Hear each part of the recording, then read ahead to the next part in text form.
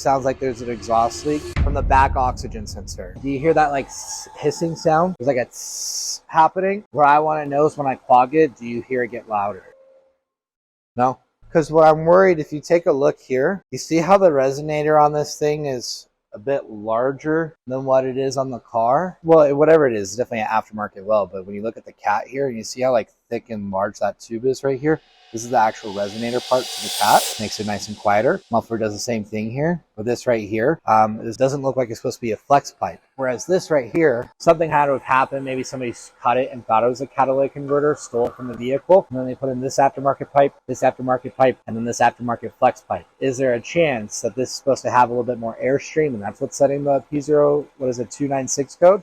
Because it's post the catalytic converter, maybe it's just not enough air to allow pressure to get through. It's tough to say for sure. We're gonna have to get a drop, put a borescope in it, take a look at the cat, make sure the cat's not clogged, and then go from there. A little different. Cars are sensitive though.